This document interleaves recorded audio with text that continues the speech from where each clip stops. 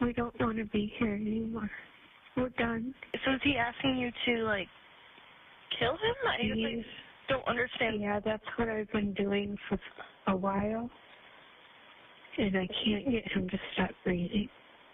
He is going to be 18 tomorrow, but he didn't want to turn 18. This boy never got the chance to turn 18 because his own mother made sure of that. Just hours before he was supposed to step into adulthood, she picked up the phone and called 911.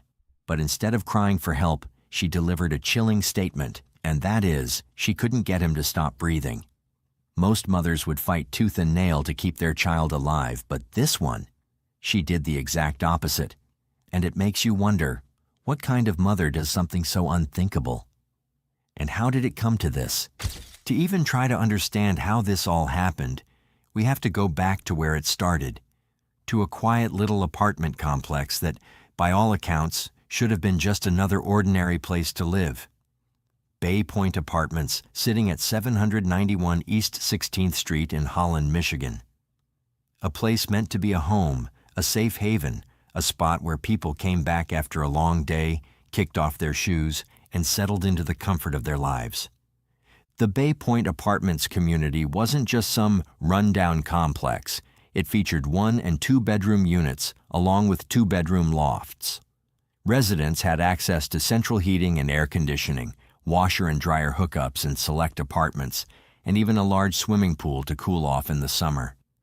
It was a pet-friendly place, too. Cats and dogs were welcome, adding to the sense of home for those who lived there.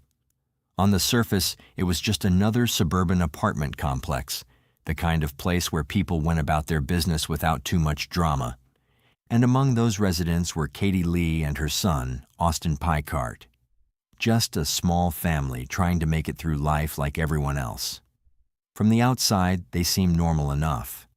Austin was a quiet, intelligent teenager with a deep love for books, science, and video games. He wasn't the kind of kid who got into trouble. If anything, he was the opposite. Smart, reserved, a bit of a dreamer. And Katie? She was a single mother who had spent years raising him on her own. Life wasn't easy, but they had each other. Neighbors didn't see anything too out of the ordinary. They weren't a loud, troublesome family. They kept to themselves, blended into the background of their small Michigan town. If you passed them on the street, you probably wouldn't have thought twice. But behind closed doors, where no neighbors could see, where no friendly hellos could catch the truth, something was brewing, something dark, something no one saw coming. For years, Austin and his mom had an unusually close relationship. Some might even say it was too close. Friends recall that Katie was overprotective, treating Austin like a child even as he inched closer to adulthood. She had a hard time letting go, clinging to him like he was all she had in the world. And in a way, he was. Austin's father wasn't in the picture much, and Katie had no other children. It was just the two of them against the world, until apparently it wasn't. At first, Austin didn't seem to mind his mother's tight grip on his life. But as he got older, things changed. He wanted freedom, independence. He wanted to make his own choices. He was on the verge of turning 18, officially an adult, free to do whatever he pleased. Maybe he'd go off to college, maybe he'd get a job and move out. Maybe he'd start a life of his own, one that didn't revolve around his mother. And that, it seems, is where things took a deadly turn. Sometime in the early hours of February 21st, 2025, just one day before Austin's 18th birthday, Katie Lee picked up the phone and dialed 911. But instead of the usual panic or desperation you'd expect in an emergency call, her words were cold, eerie, almost robotic. She told the dispatcher she couldn't get her son to stop breathing.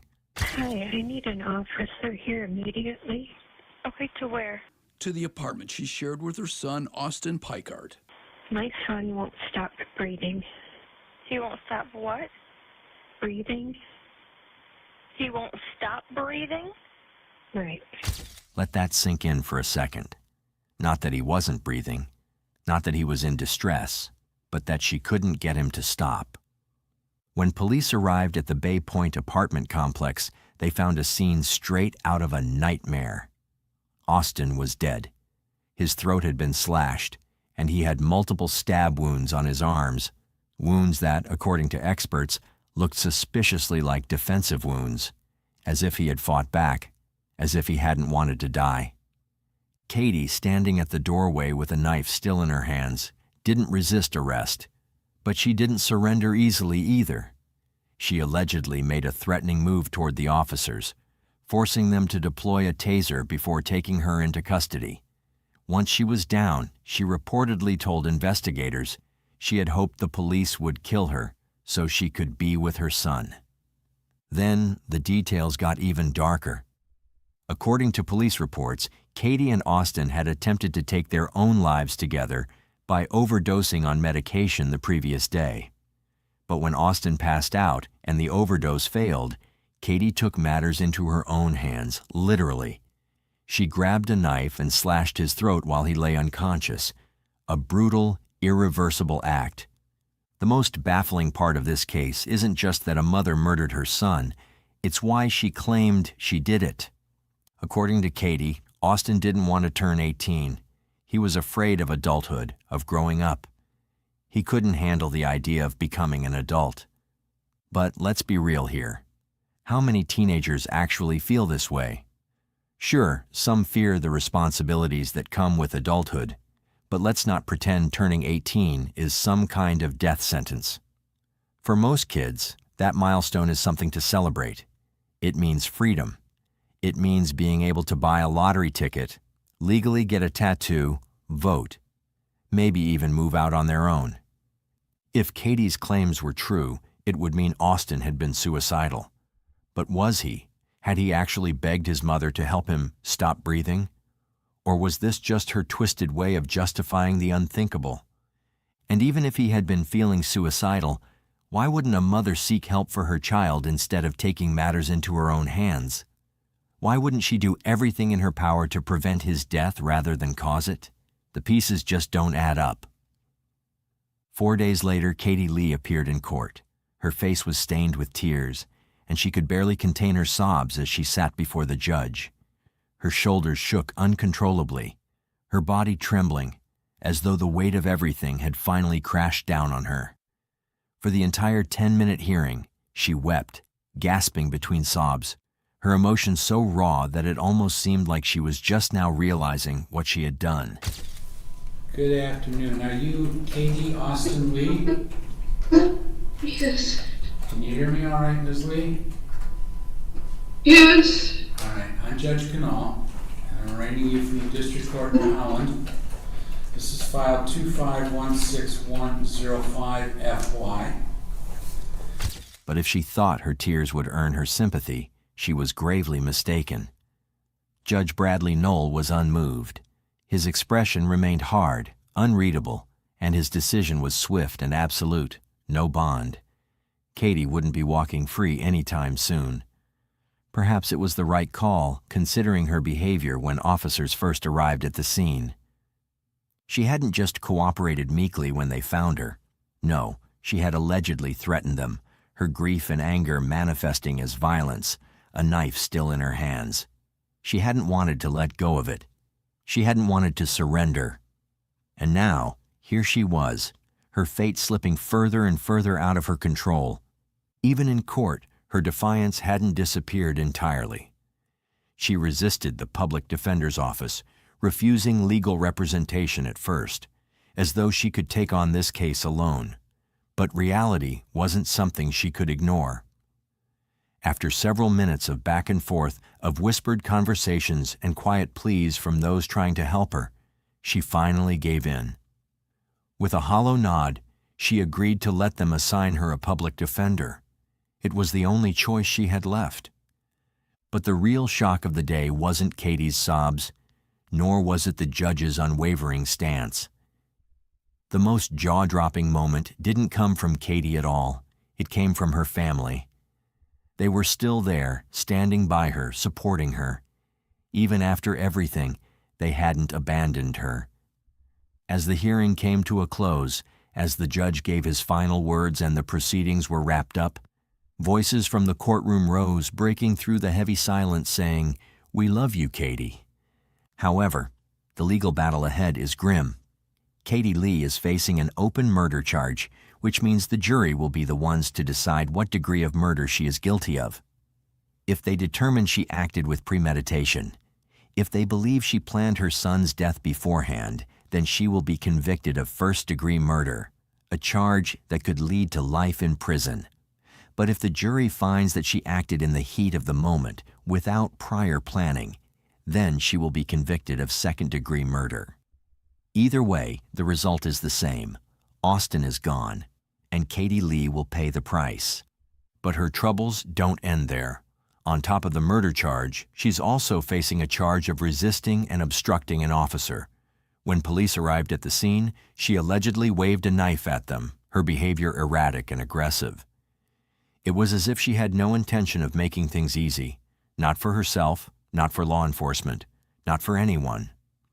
No official trial date has been set yet, but when it does happen, it won't just be another case for the books.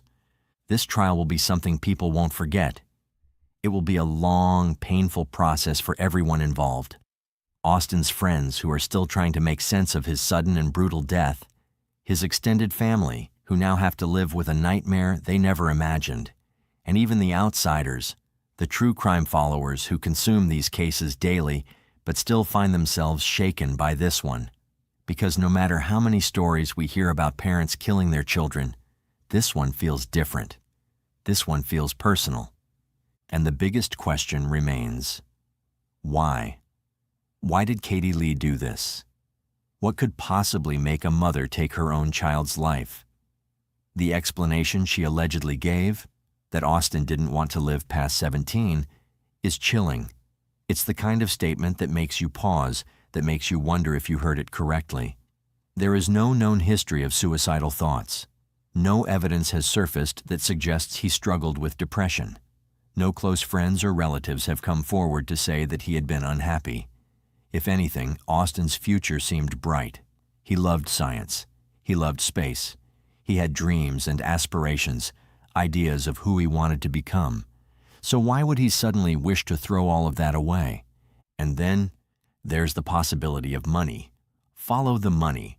That's what investigators always say. Did she have a life insurance policy on Austin?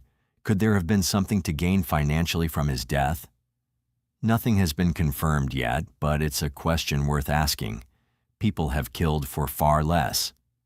If Katie stood to benefit financially, then suddenly, this case takes on an even darker edge.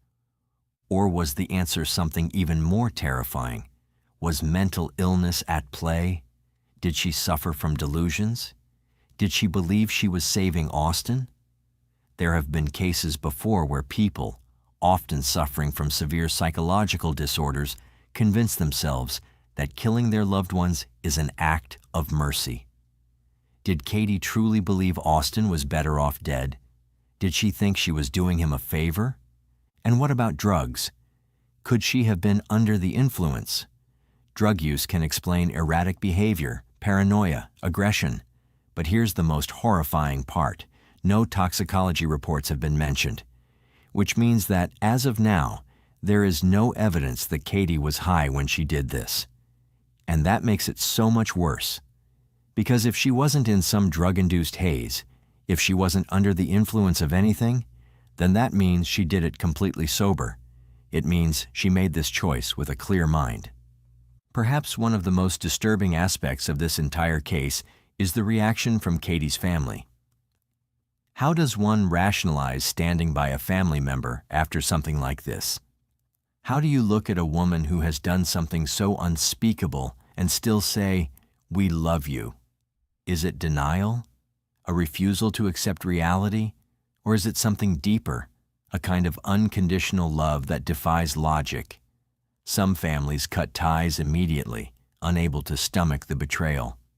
Others cling to the past, unable to let go of the person they once knew. But at some point, reality has to set in.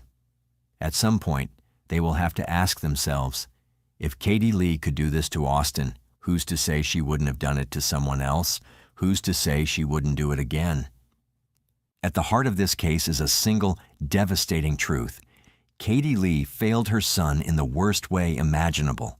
A mother is supposed to protect her child, to keep them safe, to be their shield against the horrors of the world. Instead, Katie became the monster her son should have been protected from. And the worst part? We may never fully understand why. No matter how many hearings take place, no matter how many psychological evaluations are conducted, one voice will never be heard: Austin's. And that is the real tragedy.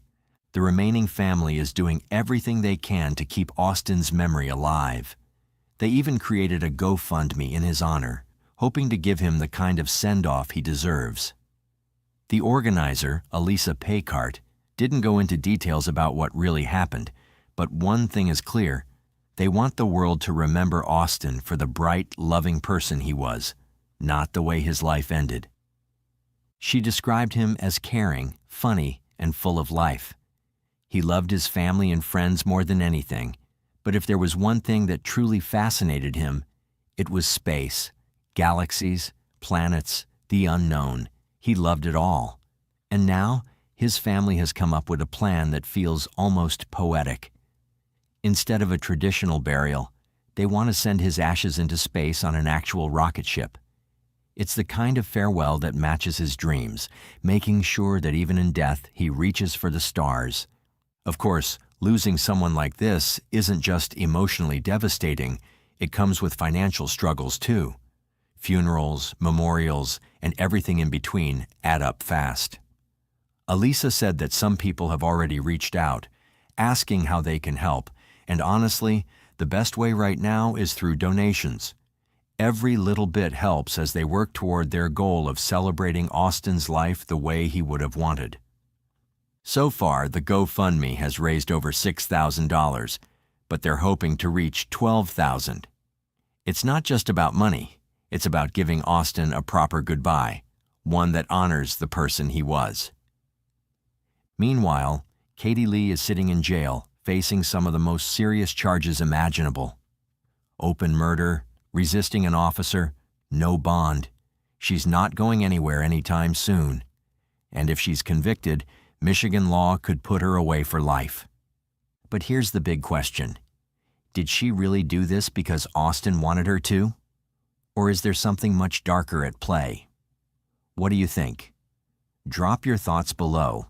And if there's another case you want us to cover, let us know.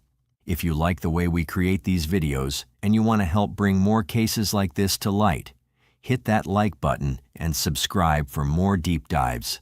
Thank you for watching.